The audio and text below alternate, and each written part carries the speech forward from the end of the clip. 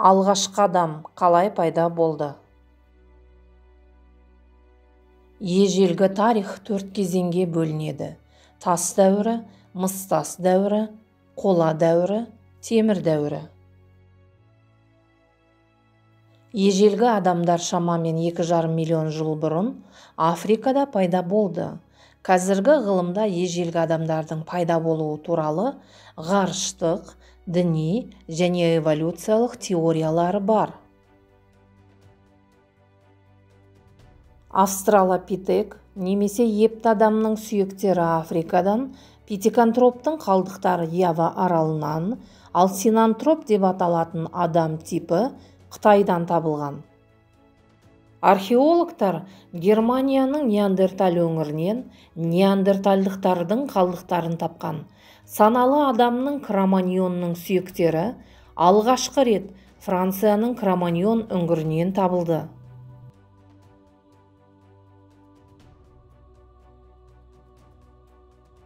Мың 931 жылы Шығыс Африкадағы Алдуве шатқалында маңызды жаңалық ашылды.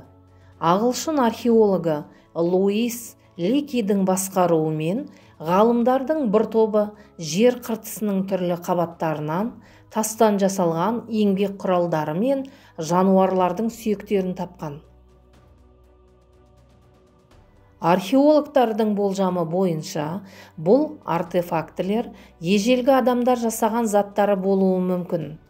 Кейін алғашқы адамдардың сүйектері табылды.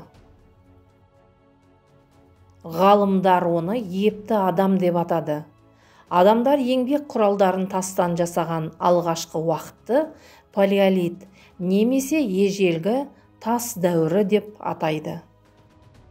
Ежелгі адамның бүкіл өмірі тіршілік үшін күреспен өтіп жатты. Ежелгі адамдар табиғаттың заңдылықтарын тани отырып, топтасып өмір сүруге үйренді. Адамдардың алғашқы баспанасы үңгір болған.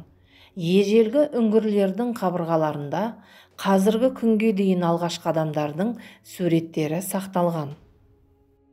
Алғашқы адамдар аңшылар мен терімшілер болған. Бірте-бірте олар табиғатта бар, дайын өнімді пайдаланбай, өздері де өмірге қажеттіні жасай бастады. Алғашқы адамдар қорқынышты жануарлар мен ірі жыртқыш аңдардың қасында өмір кешті. Олардың арасында жалғыз жарым жүріп, өмір сүру мүмкін емес еді. Сондықтан адамдар жыртқыштардан қорғану үшін 20-30 адамнан құралатын топтарға бірікті.